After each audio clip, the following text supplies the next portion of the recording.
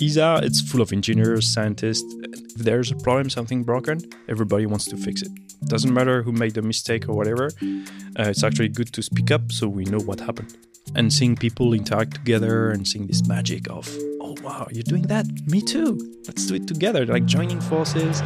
ITCS, Pizza Time Podcast.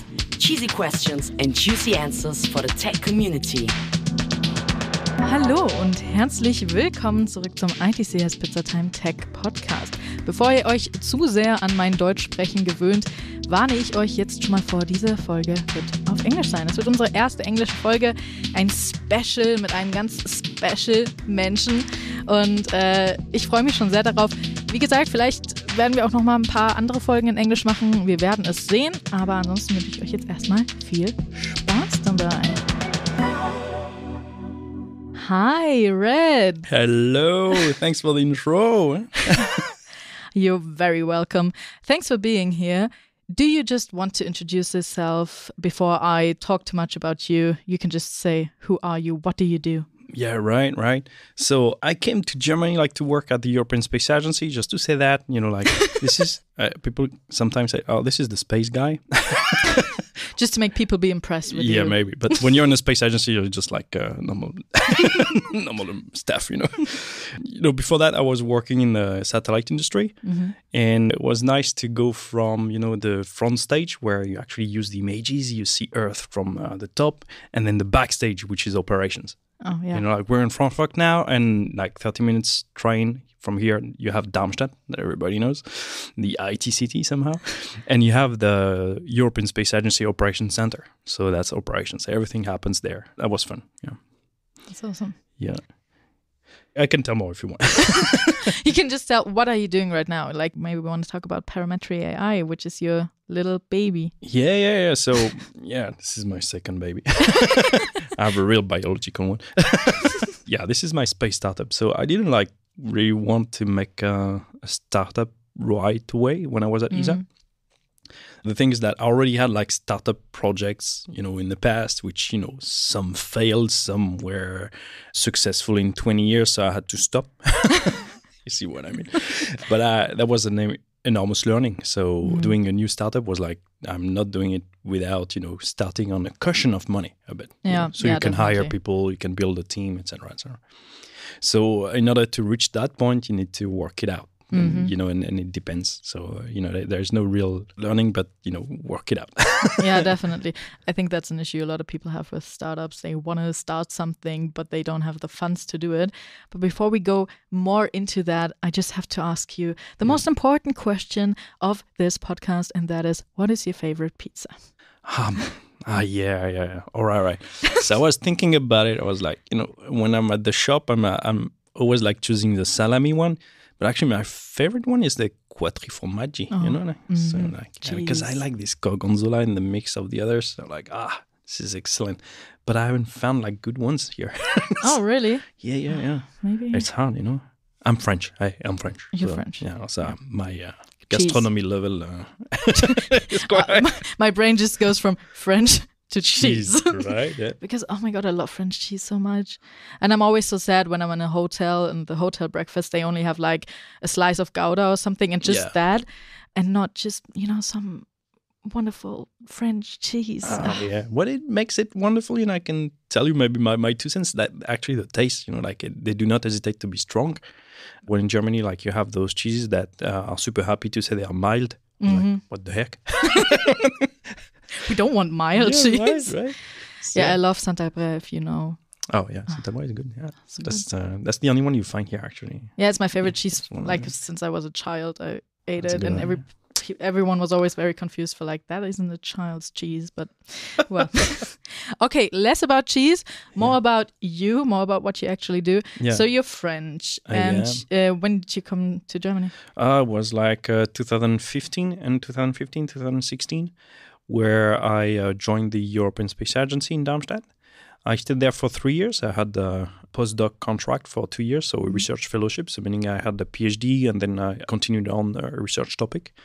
And that was AI in space operations. That was amazing. That was fantastic. Mm-hmm. So I did quite some contributions, but also involved operators to use AI. I mean, AI in space sounds fancy. Sounds fancy, right? Especially for 2015. Yeah, indeed, that's a good point. So when I arrived, everybody codes in Python today. It's like or R or whatever. And at the time, I was like, sorry, I was talking to my team, guys, I know you do everything in Java, but can I do things in Python now? Or it's like, can I show you what we can do? Because they're like, we don't really do that, like nobody will maintain it. It's like, let me show you. So when they saw that in 3 lines, you could do those 1,000 lines they were doing in Java, they were like, damn, we should have a look, more closely. It went from there. And I guess that was the time of this platform, which does like home of data science contests, which was called Kaggle.com. It still exists. Kaggle.com, Kaggle.com. And the thing is that we wanted to do our own competition, like the rationale when I was there is like, if I'm the only one like coding in Python and my colleagues, they were like expert computer scientists, so they already knew about it. And I quickly jumped on it. Then we wanted to do an open data competition, so machine learning competition. So we actually reached out to the Mars Express team, and we opened data from a spacecraft, which is orbiting Mars, which is in 2016, that was the first data set in this. And 8 years later, it's still used for AI projects. It's pretty fun. That's really cool. Yeah. Were you always interested in space, or how did you come to love that topic? Yeah, right. I was always like, before joining ESA, I wanted to be an astronaut. After, I didn't want anymore. Everything is fine, but it's just that if you think about the International Space Station, where you end up as an astronaut in the end, or the moon, which nobody goes where it was going to, and now it's getting closer. But the International Space Station, like, let's think about your bedroom. You can't open the window off for 15 years. That's a long time. Yeah. So imagine every sense, like smells you bring Jesus. there might not go away. Oh, no. That's not good. So yeah, and the noise, and you have to sleep in the noise. You have a life system that runs all the time, and you're in space. Like there's no turning back right now. You can't just go home. Yeah, I guess the closest is diving. When you dive, you are like in the depth of the ocean. You don't even see the top of the surface, and you're like, I have a problem. I need to get up. No, you can't. It's just by the physics, you can't. Yeah, I always like to compare space actually to like the deep sea and stuff, because there's not much really researched, or not enough research, or there's so much still to research, and it's not a place where you can just easily go. Yeah, you need special equipment to actually go there. And that's fantastic. Yeah, and it's the other frontier, like the deep seas. And then, I have a kid, so we are listening to other podcasts about, listening to real stories. Actually, I didn't know those podcasts were serious. They were talking about the giant squid discovery. It was actually real. And my son was like, he's 4-year-old and he's telling you, tsunami Kombudera. It's like, who is this guy? And actually, it's a real scientist that found the giant squid in collaboration with an American team. And actually, by trying to search for the squid, they discovered other things like a huge shark, which certainly be 300-year-old sharks in the deep sea. So I guess we barely know what we have under the sea. I'm always like, we don't know if there's mermaids. We don't know everything about the deep sea. Who knows? You're right. Maybe not the Ariel mermaid, but more of a creepier version. I don't know, a deep sea version of mermaids. I don't know. And I guess the relation with space is the curiosity it brings. So, definitely. And that's crazy. So the space, unknown. Yeah.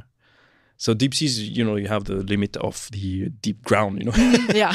But in space, you don't have that. So it's even crazy, right? Yeah. That's very crazy. Yeah. You said you did quite a few startups before you tried stuff out. Yeah. But how especially did you came up with the idea of Parametry.ai? What made you do that, and how did it work? How did it happen? Yeah, right. So when I was at ESA, it was mostly like very technical topics, but also it was tied to how do you transform a big institution into using a new technology. I have to understand, when I was there, when I was mentioning machine learning, they were saying, that's voodoo magic. So when we did that competition, you had people from, high frequency trading or supermarket logistics who were beating the operators at their game. So thanks to machine learning. So people were like wondering, I guess we should use machine learning. I guess that was good turn in events because I was thinking if I do that alone, I would just be the crazy red guy who's doing those things and it's only working for him. But no, with the competition, it was a better effect.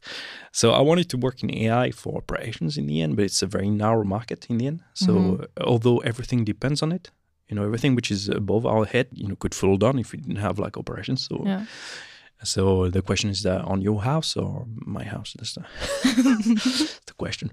It's still remaining today.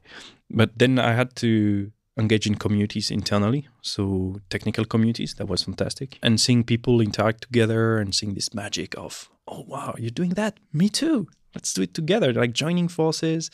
Everybody was talking about double work that was done in those institutions. Actually triple, quadruple work. That's how it works. When you bring humans together, start to have departments, pyramids everywhere, subgroups and subgroups. They don't talk to each other, so that happens. But they need the same thing. Everybody uses a computer. Everybody has numbers to crunch, and that's the thing. Yeah.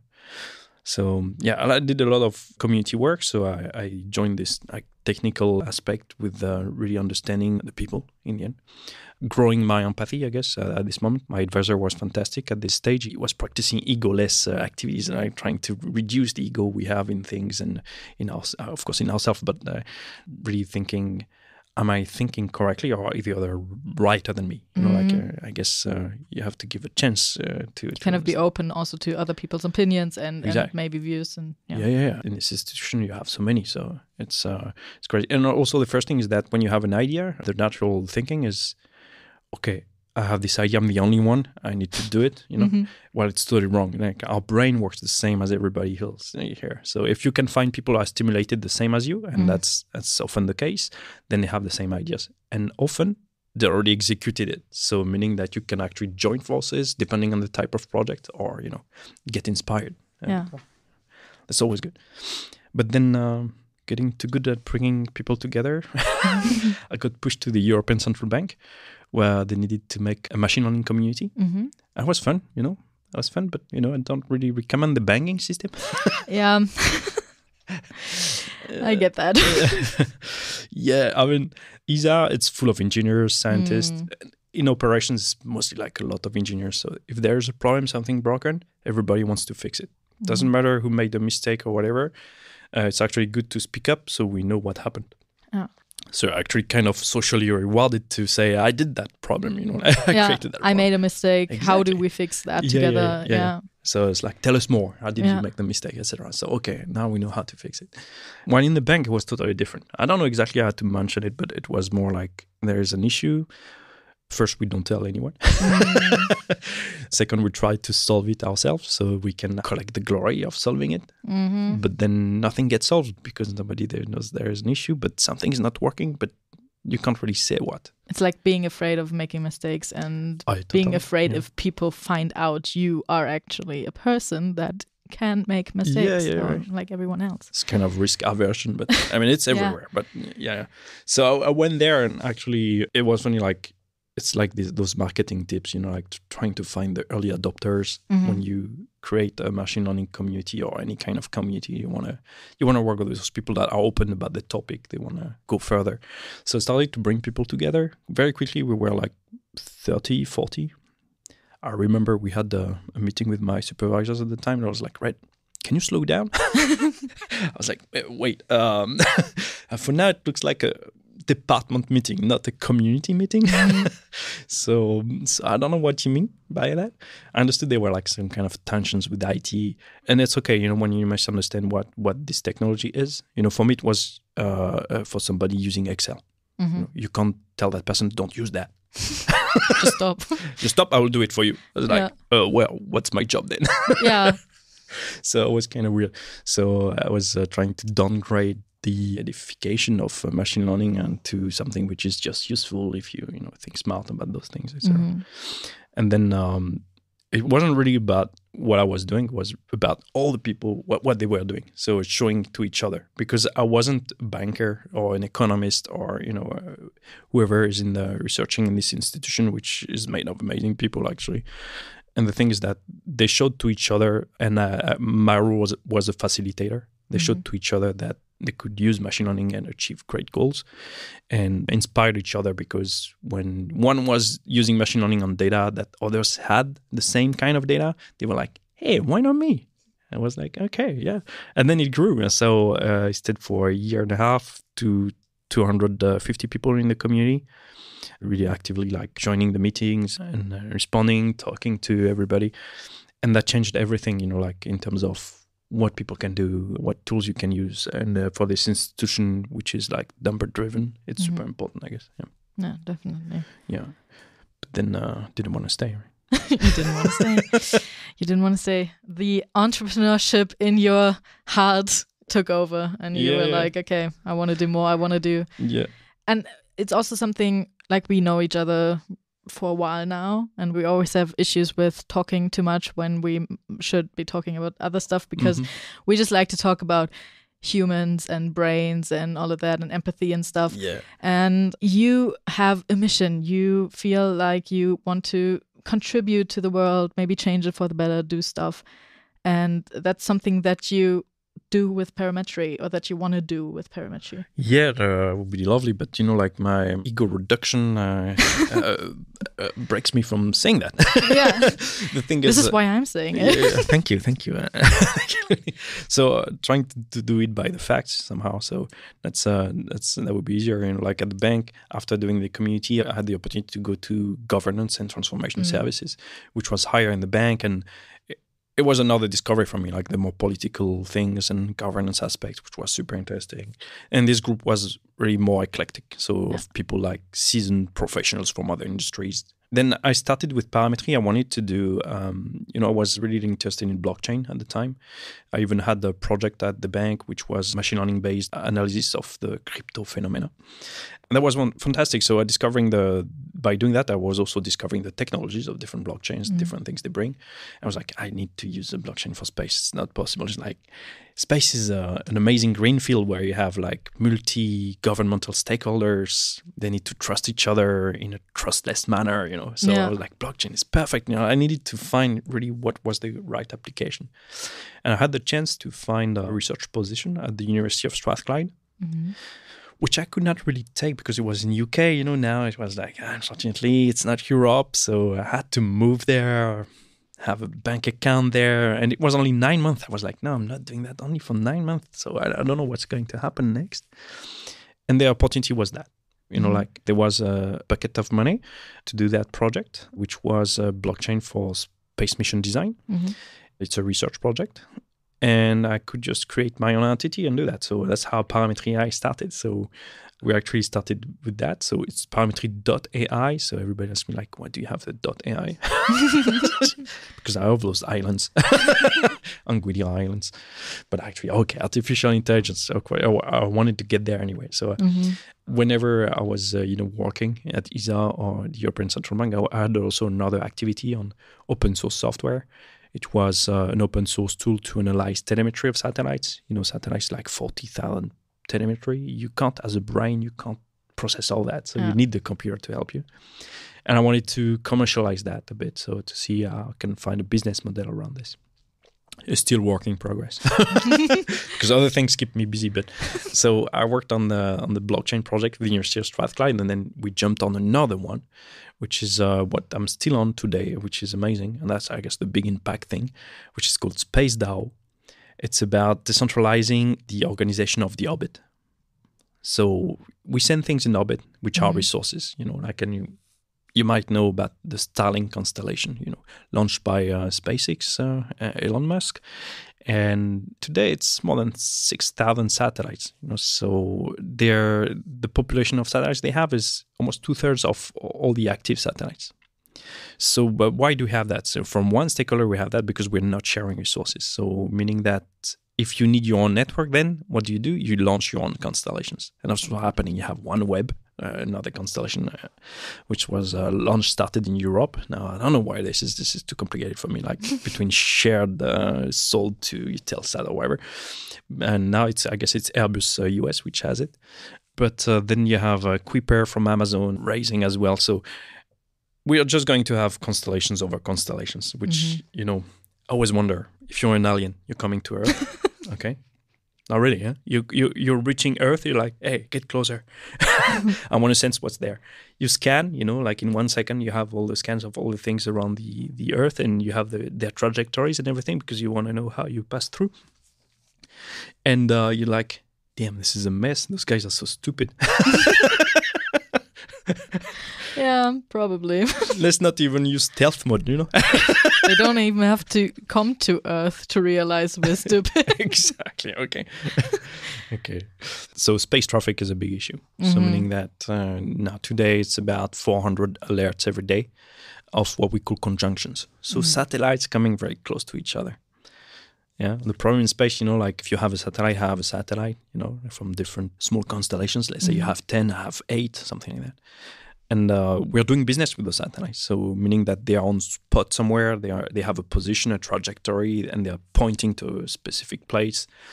And then we're entering collision on our courses in orbits, potential collisions. And so we're calling each other, and I'm like, oh, Leonie, could you move? And of course you'd be like, no. No, why? Why should I? Why should I? For the alert. And you're like, yeah, I received it. Like, could you move? And I would be like, no, don't want to do that. So nobody wants to move. That's an issue. Yeah. All right. So, of course, there are like diplomatic reasons that you have to move. And pretty much like we studied like the reasons why people move or things move. And I guess the best model you could have is random. The random model. So the thing is that we want to build incentives for people to actually behave correctly, operators to behave correctly in orbit. So we're building SpaceDAO STM for space traffic management, where it's a decentralized application where you can see trajectories. But the first thing is the pieces information that actually push us to have this phone call.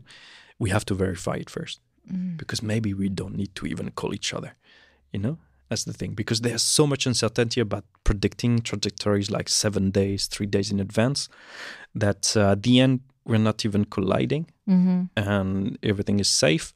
But the thing is that there's so much uncertainty that if the information is like we're crossing each other 400 meters, it's too small, Space is wide, so we need to increase that distance. Yeah.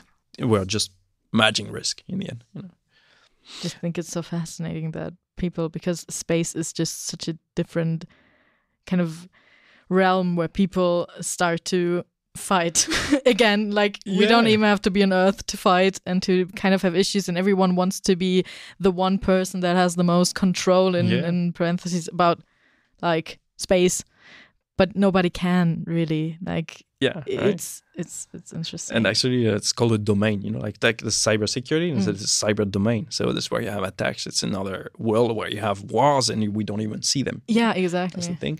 And space is pretty much the same, becoming the same. So you have tensions happening in space, and the impact of Parametry.ai. So we're trying to reduce those tensions by creating the business incentives. And when I say business, I'm referring to the business language.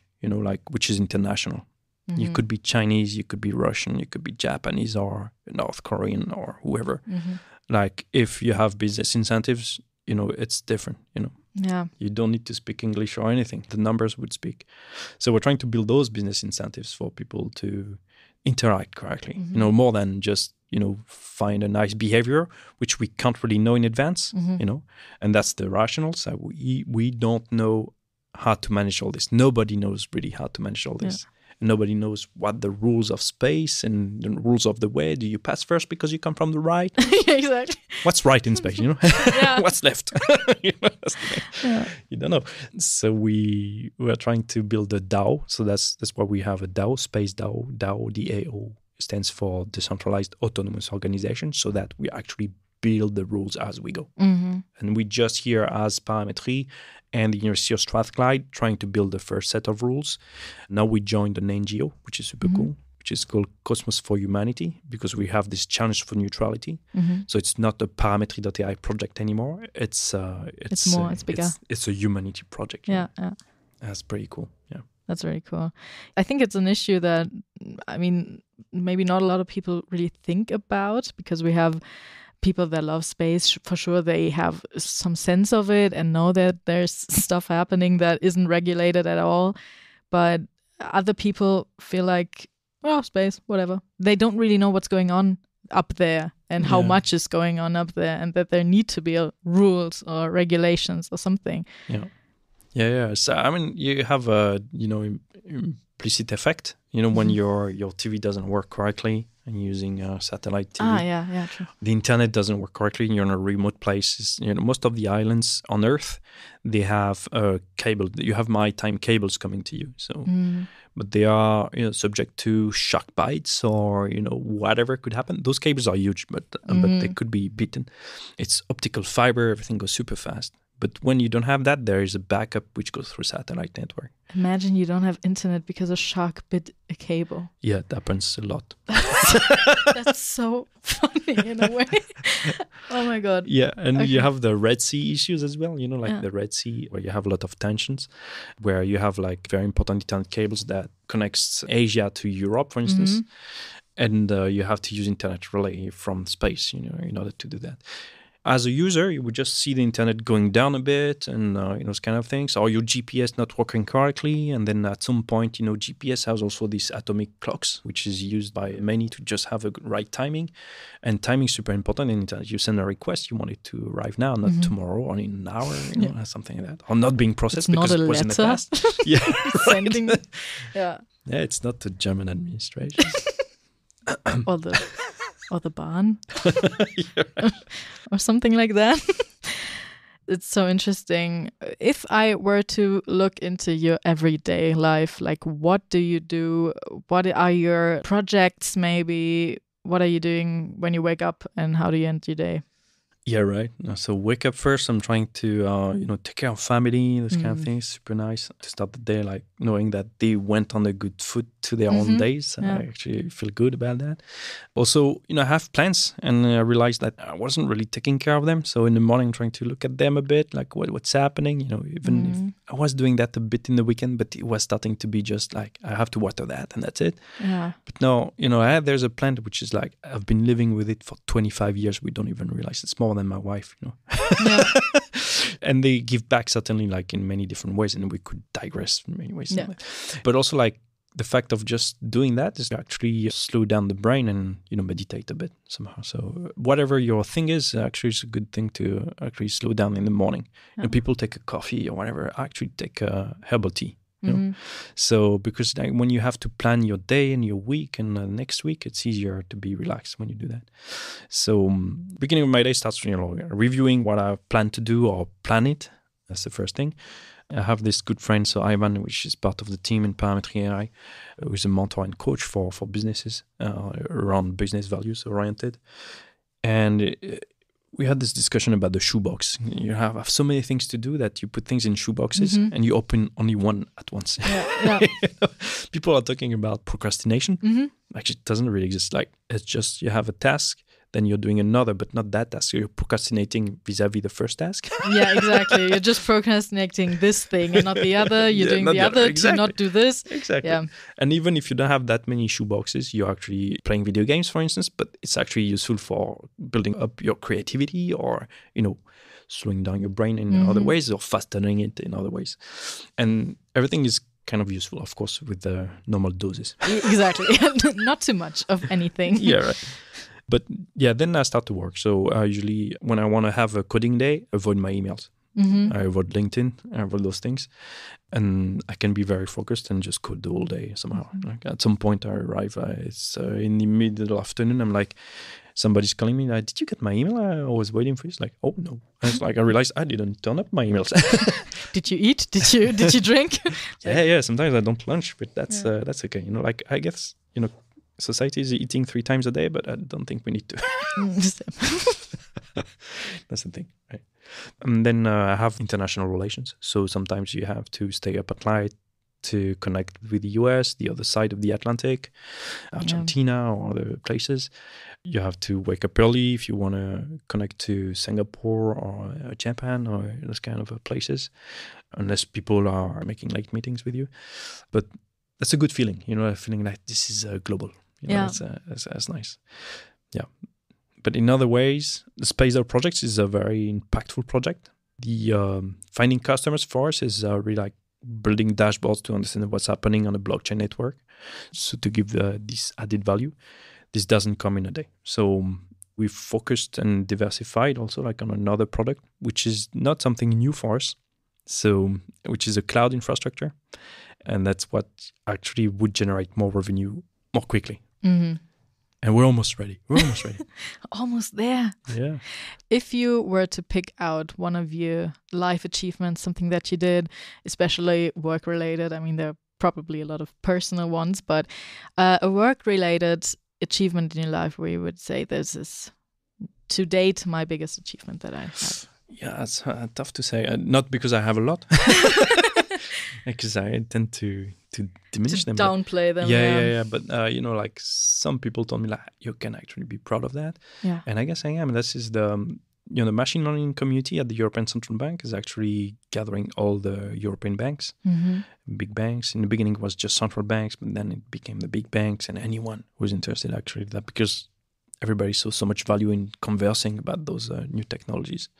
And not just that, and then discovering other things thanks to that conversation. And I guess I'm super proud of that because the director of ISOC also told me, like, that's why I would hire you again.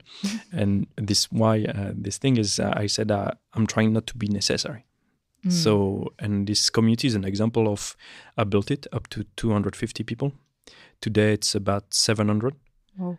But I gave it away. So I'm like, I dispatched the coordination to other people, trying to, onboard them in several months, how to do those things and the style of it, because you have to be very human when you do those things. When people think bank, communities, like very tailored. No, it's, you have to be very human. So you have to be actually very formal in being human. And so I'm proud of that. The other thing I'm super proud also is the work around open source.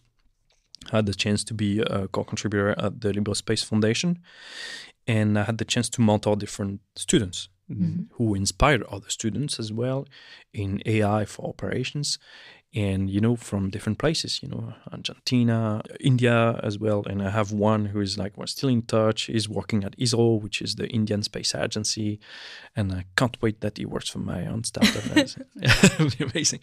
But that's the other thing.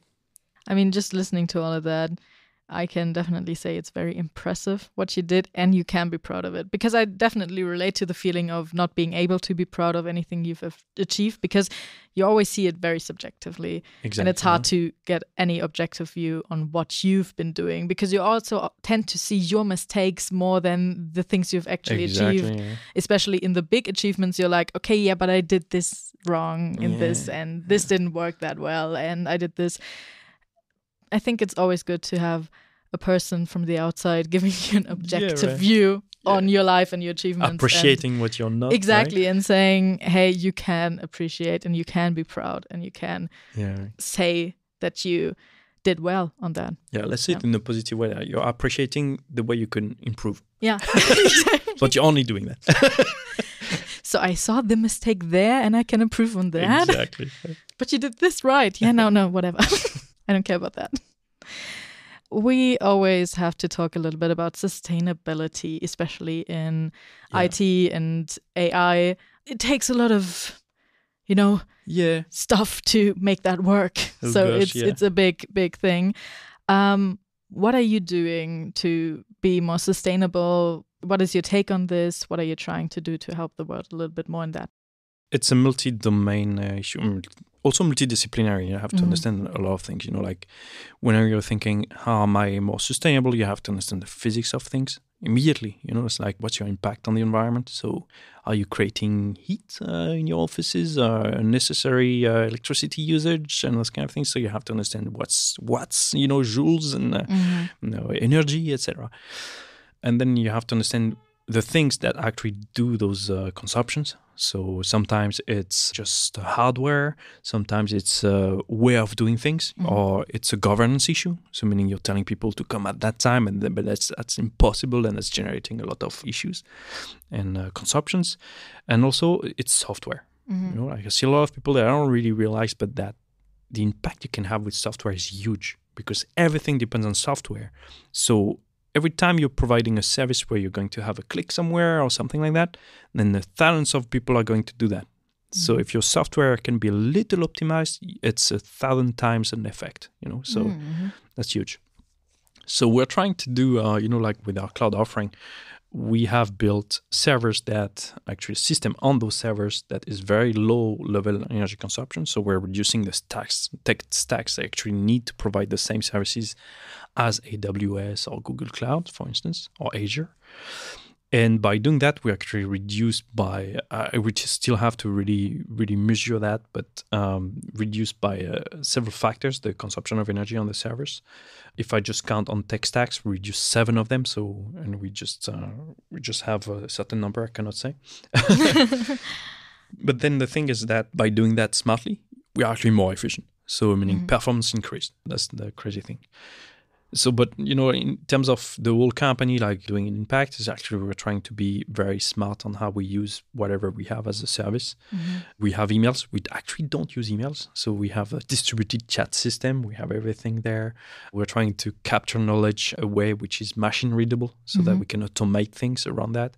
And every time we're doing something, we're trying to think automate first, so that it doesn't go haywire and everybody says, there's a process for that. It's, you have to talk to that guy or that woman. Yeah.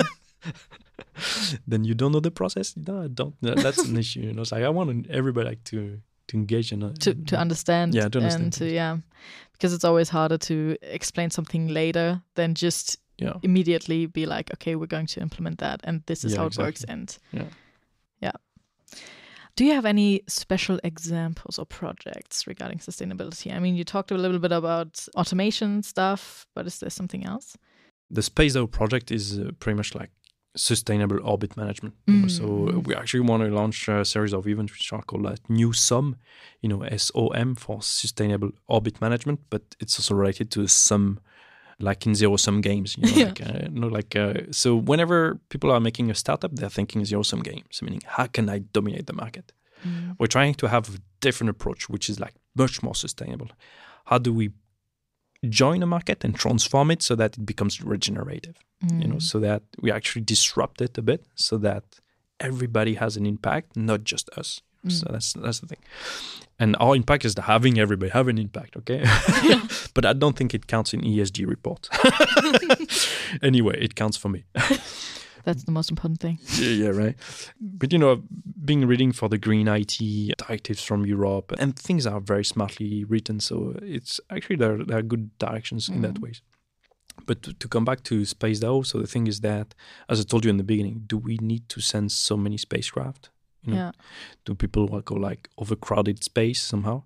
So for now, we have more than 50,000 tracked objects, not just satellites, small debris, to pieces of rockets and stuff like that enter the categories of debris at some point. But the thing is that 50,000, it's 3 times less than the Kessler syndrome would have predicted today. Kessler syndrome is the chain effect of things colliding, generating debris that would collide again, generate more debris, and then you can't see the sun anymore. Honestly, overcrowding an infinite space is very impressive. Yeah, right? That's honestly very impressive. Let's say it's the finite space of the orbit, Yeah. Up at some point, like 2,000 kilometers. You already said something about we're getting closer to the moon and to going on the moon again, maybe. Do you want to say a little bit about that? It's going so fast that I'm actually losing track. I'm sometimes on Twitter. I see new moon landing, which crashed. Like what? When did they launch? It's like nobody's telling me. Of course, you have to keep abreast on those things. It's going faster. I guess in 2017 there was the Google Lunar X Prize, which wasn't explicit success, meaning that they didn't fund one company that went on the moon, and the game was to record the video, send it back to Earth. When you just do that, there's plenty of things like in terms of supply chain of all the telecom and everything that is involved that you have to solve, etc., etc. So it was a good design by the Google Lunar X Prize team. But the thing is that nobody went to the moon at this moment. Yeah. Okay. But you had a startup in the US, Astrobotics, which started. You had Team Indus in India. You had PT Scientist, which was a part-time scientist. Now it's Planetary Transportation System. It launched a lot of initiatives, inspired a lot of others. Then you had PLD Space in Spain, which is like small launchers to launch small stuff. So we started to have European launchers. Yeah. I mean, it's good to build independence on those things because that's also like, I mean, to me, like if you want to keep peace around, you have to keep this independence so that everybody can rely on each other and have to at some point. But yeah, so the moon, there are many things happening. You have the Artemis Accords from the US, which are non-liable, so meaning that users decide to sign them, pure diplomatic reasons, I would say. But the game is they're trying to change how you can make business with that. Okay, they're trying to allow the US companies to make business with the moon somehow, which is put ads on the moon. Yeah, right. You don't know Big how. billboards. Yeah. But you have the Outer Space Treaty from 1967, if I'm correct, where they said like you cannot own anything from space. Yeah. All right. Good idea. Yeah, good idea.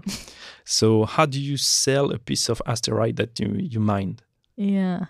You know, and you have so many startups like doing asteroid mining, moon mining, or resource. Let's prospection destroy another thing. Yeah, I mean, when you think about it, you need those resources. For science, you need resources. For anything, you need resources. So for growing the humanity, eventually you need another planet. Honestly. Maybe. I don't know. So until you come to those kind of worrying facts, we have to reduce population. Sometimes you have the population reducer that says we have to slow down, and they have 5 kids. So I'm like, well, your kids are my kids. Yeah, sure. And they're like, no, that's not what I mean. It's like, that's exactly what you meant. Yeah. Yeah. So it's kind of I think scary. that's a morally super difficult topic. Super difficult. In general, yeah. It's hard, especially if you see countries like China, for example, actually having less people, and Germany kind of struggling with the few people that we have, that people only have like one child. Yeah. It's very kind of, we're just thinking about our own country vibe and not just the whole world. Exactly, yeah. Yeah. And I like the Estonian approach, the e-residency thing. Anywhere in the world, you could open a company in Estonia almost. And the thing is that they want to reach like 10 million e-resident. So 10 million companies, while there are like 2 million or 1 million in Estonia. So it's actually a good deal for the country. Like tax generation around that is good. I mean, when I was at the bank, I started to think about, what my company is going to be. And then I started to think about countries as companies. When you think about it, that is what it is. like people are attached emotionally to the country. Okay, there's a tradition and things like that. So my parents came from another country to France, and there was always like this kind of latent racism and things like that. So I felt more like a Earth citizen than anything else. Yeah. Okay, but I guess it pushed me to that perspective that you could actually join another country. Why not? It's like you can get a passport if you fill up some check boxes eventually, those kind of things. And why? Because for the country, it's valuable. You have skills, you're going to generate revenue, therefore taxes. It's valuable economically. Yeah. So when you think about Germany as a company, then why don't they hire Chinese? As you said, like thinking globally, like This is also just so much to think about, the whole world thing, and also like borders and what do they actually mean, and there's a lot of topics about that. But if a person listens to this podcast right now and is like, oh my god, Parametry sounds awesome, sounds great, I really want to be part of that, or I really want to help Red, I really want to contribute in any way, how can they do that? Yeah, right. So I tried hiring in the beginning. Anyway, the first step is really like connect with me. So Red Boumghar, you find me on LinkedIn. The website is Parametry.ai. You can find my profile. Click on the LinkedIn Definitely linked all down below for you guys. Up there. Up there, yeah, hopefully exactly. It's not a video. Like old YouTube days, you just have to click the info button or something and you get, That was funny. But then I was really questioning the hiring process. So in terms of what does it mean actually? So we're on the table right now. I have a list of questions. I would share them with you openly beforehand. So it's kind of saying, okay, now try to fool me. Try to make me hire you. Yeah, right. Yeah. So, and you can get fooled, in those kinds of things. So, but then came the more like technical challenges. So, seeing like without a computer, without a phone, like how can you answer those things? So, or others with actually the internet, how do you help yourself to solve things? That's the most important thing. So, I'm actually looking for people like willing to learn. What does that mean? It means like your brain is still like wired to know more. To be open to things. To be open, exactly. So that's super important. And also like the, I mentored a lot of students and also like women in tech. It's super interesting. And the thing is that there are various different profiles, and I would separate them from those who cannot help themselves. Like it's hard. They have to learn how to help themselves. While others like very like tinkering with stuff and they're just trying, make errors fast so you can actually learn and actually use the internet correctly. Now, there's ChatGPT, so people have had this kind of new wave of having an input field and entering text and getting an answer. But, pretty much when I see people using that prompt, it's pretty much a search engine. Exactly. You also have to know what to ask, what to write. And I think that's also a skill that you have to kind of acquire. And if you see people just writing random stuff that doesn't make any sense and the search engine or the AI not giving you the answer that you want, then maybe it's you that didn't ask the right question and you have to start again and try. Exactly. So in IT, like if you're programming, developing, and you have errors on your program, you actually can evaluate yourself. Like if you know what this error means and you find quick where in the code or the problem is, because you actually did incremental changes, you didn't change a lot of things, you know exactly why this is. You're becoming good, and that's the thing. But in order to reach that point, you need to search all the errors first, search. And now you have Stack Overflow. When I'm at time, you didn't have Stack Overflow. So, and that's the best resource ever. So because those answers are rated, etc., etc. And then you build the knowledge like that bit by bit, so I think. So I try to change my perspective on hiring. So meaning I'm not hiring, I'm engaging people. So that's why we have also open source projects. So meaning that you're welcome to just today, right now, like just come and contribute, participate. You have to be a little bit like self-motivated and guiding yourself, but I'll be there to mentor you on the rest of things because that's my gratitude, vis-a-vis that gesture. And then, once you know the project, what we're doing, that you actually decide. Because my goal as a CEO is like to make things so that this is possible, so that you say, I want to work with you, and now you're hired. That's the thing. To be conscious to say, okay, I really want to do this consciously and I'm not just doing it because it's an opportunity that arises, but it is something that I want to do. Your project is part of an NGO, if I heard correctly. So people can probably donate too as well. Exactly, yeah. So SpaceDAO is a project of the Cosmos for Humanity. You would find it on cosmosforhumanity.org. You can donate. They are changing the website right now. So it's actually as young as SpaceDAO as a project. I found them like totally randomly. And this is possible to give to them. So just talk to me. I'm a Cosmos Ranger for that NGO, trying to clarify how this is possible, but this will be possible in next weeks, I would say. Yeah.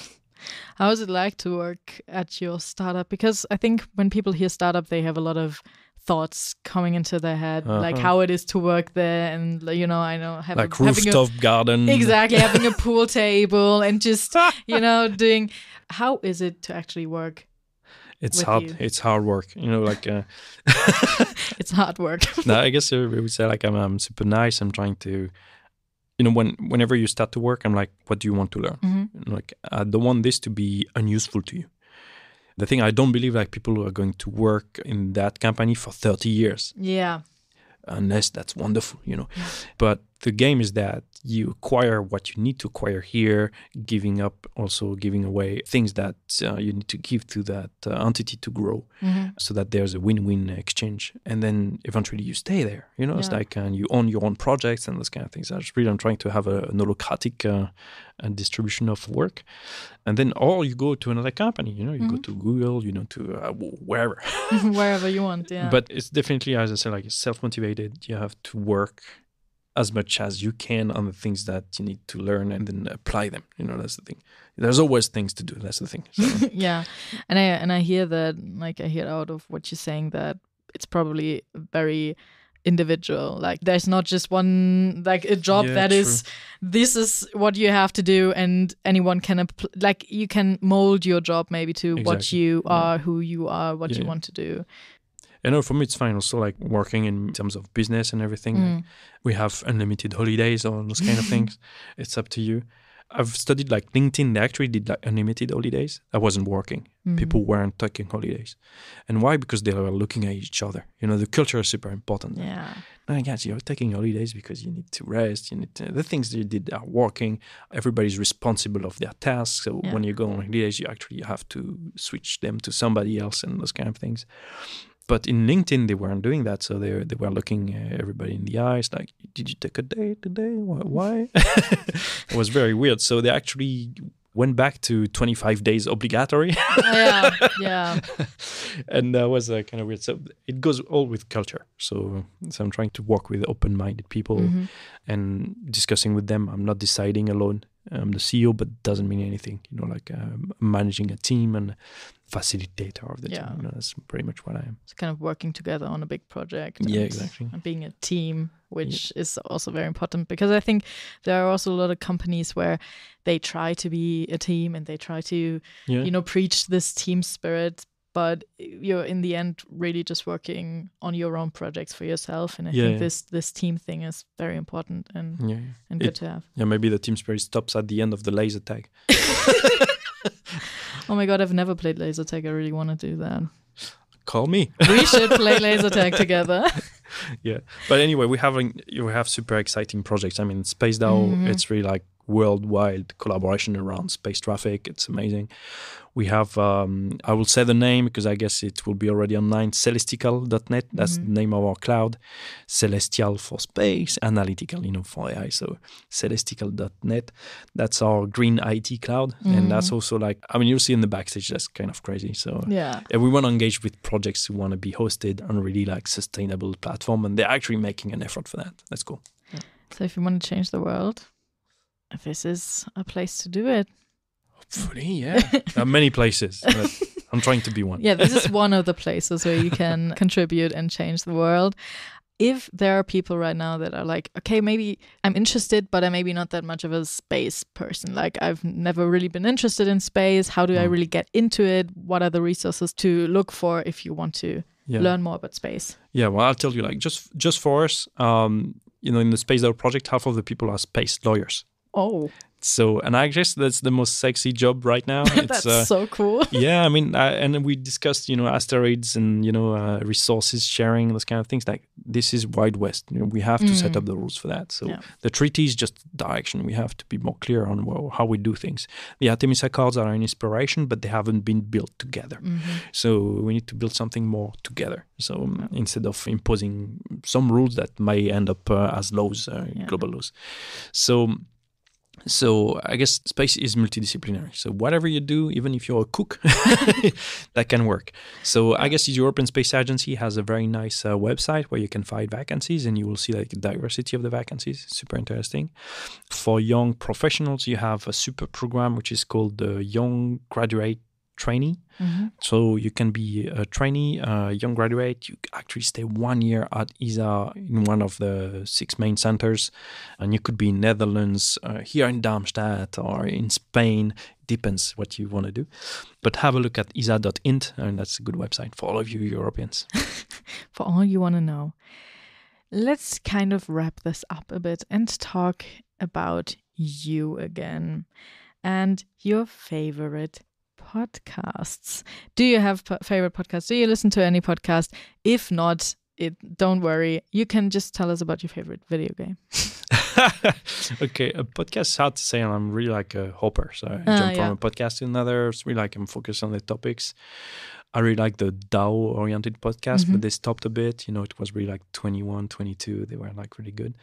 But now it's hard to find good quality podcasts. And I don't know. So if you know, like just ping me. That would be grateful.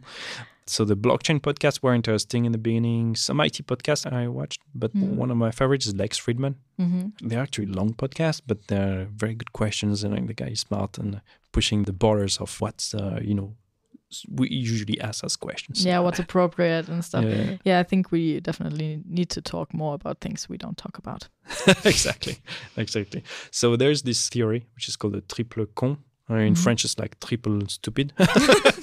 So the lack, and I hope I remember, the lack of confrontation, lack of having this a little eventual tension or conflict. But if you're open-minded, you know it's useful. Yeah, will lead to a lack of consensus. Yeah, and that's the second CON, which leads to real confusion. That's a real problem. And actually, in institutions where groups don't speak to each other, you can see that happening. I just can give a little example of a really big bank I used to work with. I won't cite the name. They had this funny P word. They said, we don't say the P word. It's like, well, what's the P word? Tell me. Process. It's like, I love processes. Like part of me as an engineer, if you have a process, it's very secure. You just have to follow it. Step 1, step 2, step 3, etc. And everybody can do that. It's very open in the end, right? But actually, I realized that, so what's the process? And I kept asking people, it's like, actually, the answer behind the answer was like, I don't know. That's why I don't like the process. It's like, I don't understand. Yeah, right. So, and actually, the lack of there was real confusion in thinking there were processes, and because we didn't have confrontation, like the one guy was asking, like, where's the process actually? Yeah. Confronting everybody. There is a process, but okay, where is it? There was nowhere. No process to be found. Yeah. But I don't remember your initial question actually, but your favorite podcast or video game, because we talked about video games. So not too much podcast, but video games. I'm a big fan. I'm a big fan of video games. Actually, I like, this is a war video game, but I actually like the strategy and collaboration part of it, which is called Wildlands. At some point, it becomes, I don't know, I would say realistic, but I don't know actually. But things that you can die very quickly if you're not careful. It's a game where it's not like Fortnite where you jump everywhere, you can win. This one, if you jump everywhere, you just die. Instantly. So, and I like this, it's like, and the funny social aspect of it is like, well, you connect online, you make a team of 4 with random people, and it was fantastic to find, US people, Spanish, or whoever is playing Japanese. You see the different cultural aspects, they all do the same wherever they are, but depending on the age, they actually act differently. That was funny. That's interesting. Yeah. And you can see this one is 12. This one is 12, I'm sure. That's so cool. Yeah, strategy stuff is really fun. I think it can be very frustrating, but it's really fun if you get the strategy right. Yeah, right. It takes a long time. You need patient people, but the glory is so big. Yeah, like, wow, we so made good it. if it works. Yeah, we consumed 2 bullets and we made it. That's so good. Yeah. Is there anything you want to tell our audience before we leave? Anything uplifting, anything inspiring, anything? Yeah, I guess just don't work for the money. It's like it's easy to say, I must say, but I'm living a difficult moment in my life where I'm just not working for the money. It's hard, okay, but you can have a good, decent job, but you didn't choose it for the money. It's all the thing. When I work in institutions like the European Space Agency, European Central Bank, I felt like I had a duty with respect to the European people and even the whole world. So, and if you work in those institutions, please have those kind of duty. And wherever you are, you have some kind of a duty. It's like the one thing is that we talked about countries as companies. The countries actually funded your studies. In the end.